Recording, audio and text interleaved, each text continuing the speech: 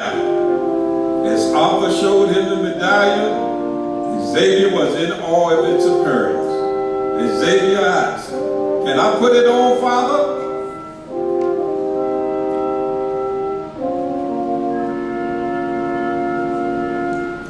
"Yes, try it on and tell me what you feel." As Xavier put the medallion on, he told his father what he was feeling and how he could send something back at the house. Arthur knew it was best to give the medallion to Xavier, as he was not as ambitious and greedy as his brother. After only a few moments, Xavier took off the medallion and gave it back to his father. Arthur told Xavier about the inscription and the spell that were written on the back, and recounted his similar experience with the medallion.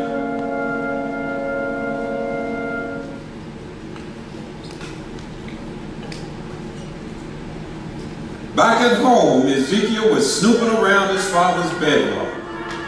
Ezekiel knew of the secret of his father's bedroom floor and checked there every night. In his dream, he saw half a golden medallion and instantly desired.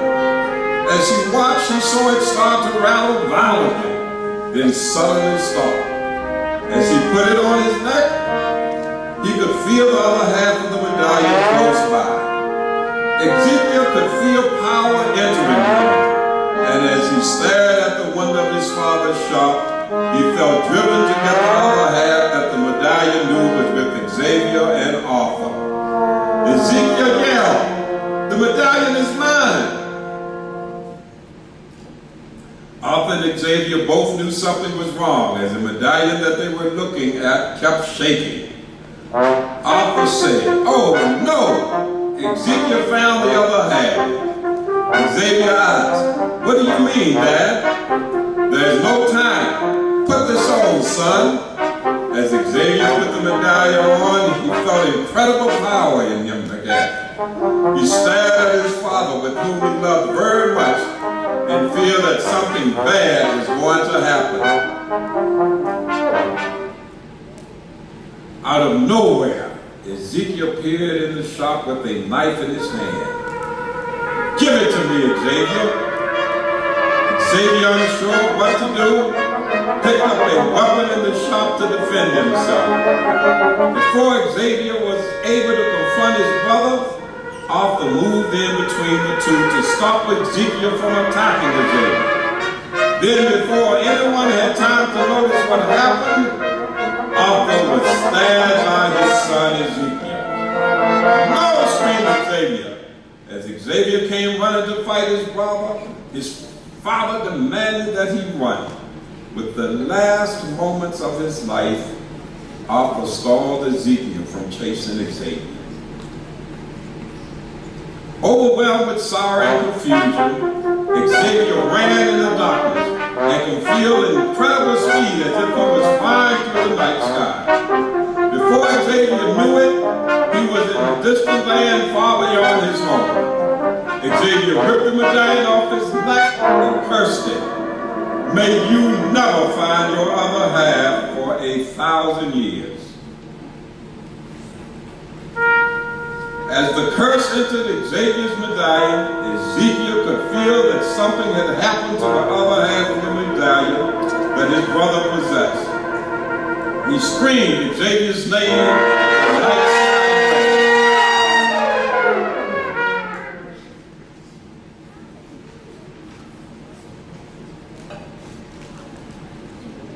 Nearly 1,000 years have passed since the day Xavier cursed the medallion to prevent it from finding its other half. Today, Ezekiel, now over 1,000 years old, would fool any eye as his appearance is still that of a young boy. For 1,000 years, Ezekiel carried that medallion around his neck and knew that it was preventing him from aging. His mind has been solely focused on finding the other half, and now he can feel where it is, just as he could when he first did so 1,000 years ago. "It's here! It's here!"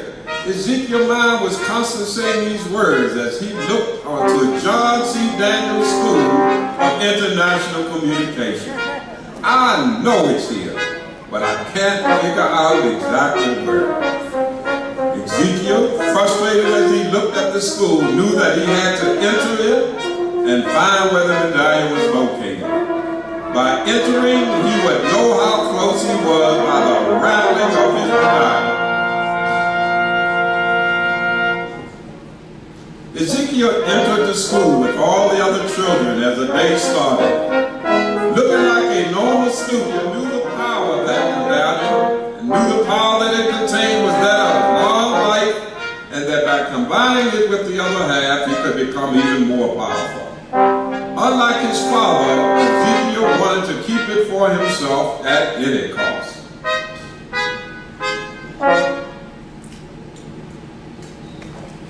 Ezekiel knew that strange things were going to start happening, even more frequently if he did not find the medallion soon.